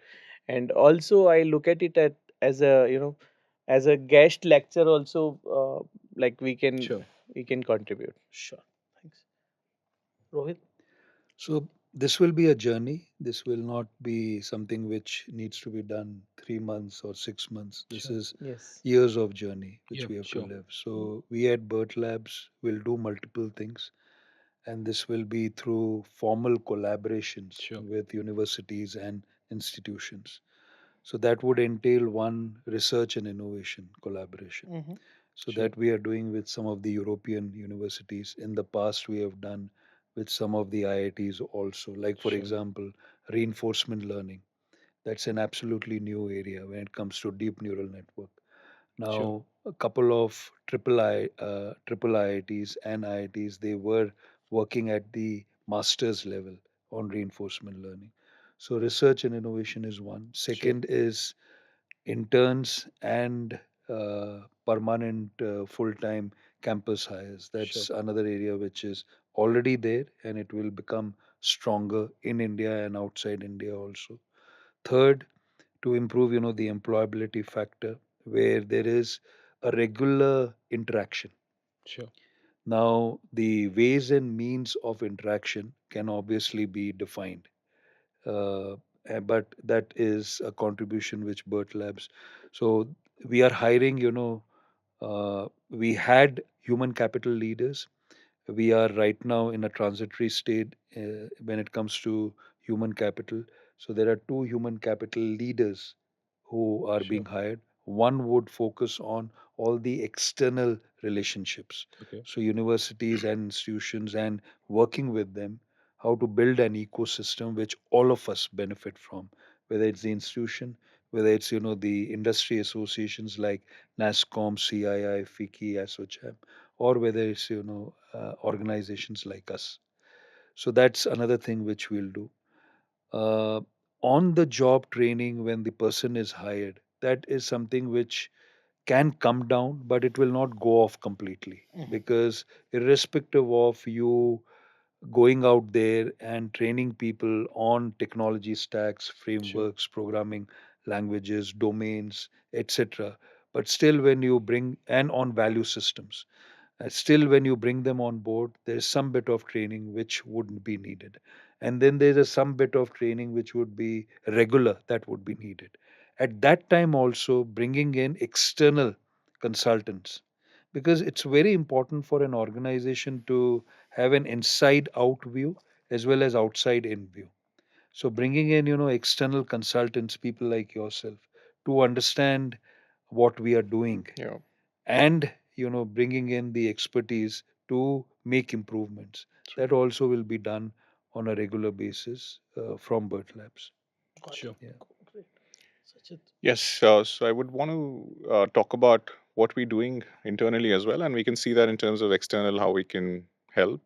It's both on both the ways. We have some program called Recruise Wagon. Predominantly, we started this program to have a lot of HR, MBA HR folks who pass out.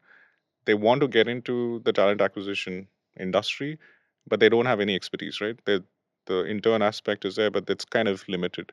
So we kind of created this certification where people can come in, and it's about 2 weeks of a certification where we teach them in terms of what happens in the talent acquisition industry itself, right?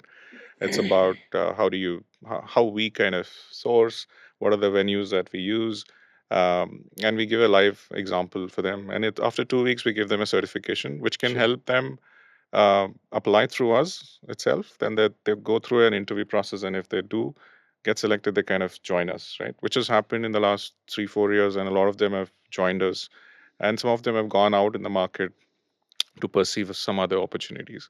That's one area. The second is we do a lot of work for our clients. Recently, we did it for 7-Eleven, which they set up their R&D center here in India. Uh, we did a lot of intern programs with a lot of colleges. So here also we can see in terms of how we can tie up, Sure. put out certain aspect of things. We did go about hiring about 60 interns across Oh, functions, sure. which created a value for the organization itself. For us, it was a learning, and the similar things we have done for other clients as well. I think, and the third bit is I'm a part of FinAscom programs as well, where I do travel across Southeast Asia, where we conduct certain panel discussions where we identify certain aspect of it. So that can be also value add to understand what is that that's coming to India. Just to give you an example of GCC, right? Right now, about 1,500 GCCs already set up in India, which is huge. And the next 5 years, they're planning to set up about 500 odd more. So we're like net 2030, we will have around 2,500 GCCs in India, which is a huge opportunity for everybody, even for the college freshers and even the mid category and the center of excellence, which is getting created.